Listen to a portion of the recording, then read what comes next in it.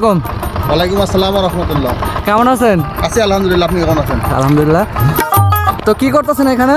এখানে এই যে জমি চাষবাস করা হলো, মানে ধান লাগানোর জন্য তৈরি করা হলো আর কি, রেডি করা হলো। এই ভিটা মানে এই জমিটা আপনার, তাই না? জি জি জি, এখানে এই 2 কোটা যে চাষ করতেছে ওই যে টিলার দিয়ে ওইটা সহ না? জি জি। তো আপনার এই জায়গায় কত শতাংশ জায়গা আছে? এটি 50% জমি আছে। তো কি চিন্তা ভাবনা করলেন, কি লাগাবেন? এখানে বাড়ি 29 ধান লাগানো চিন্তা ভাবনা করছি। বাড়ি 29। এইটা কোন মৌসুম? এটা হচ্ছে ইরি মৌসুম। ইরি মৌসুম। এই মৌসুমে আপনার এই যেটা লাগানোর চিন্তা করতেছেন এইটার কি ফলন বেশি নাকি কম? জি, মোটামুটি এটার ফলনই এখানে আরও বেশি।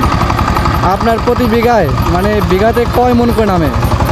এই বাড়ি 29 জাতের যে ধানটা এখানে আমাদের এই চড়াতে প্রতি বিঘাতে 28 থেকে 30 মণ ধান জন্মে। 28 থেকে 30 মণ।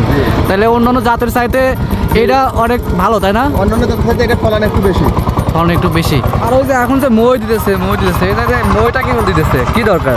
এটা হচ্ছে এটা দেওয়ার কি দরকার? আসলে সমান করার জন্য।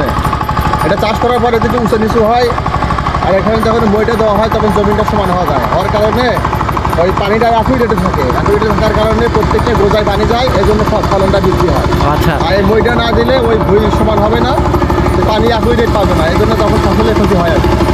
তাহলে তো এটা তো খুবই উপকারী, যে অবশ্যই ওই রোগ হবে, যার ফলে আপনার ফলনটাও বেশি হইতেছে। জি জি আলহামদুলিল্লাহ। আচ্ছা আচ্ছা, ঠিক আছে, ভালো থাকেন। হ্যাঁ, আচ্ছা। আসসালামু আলাইকুম।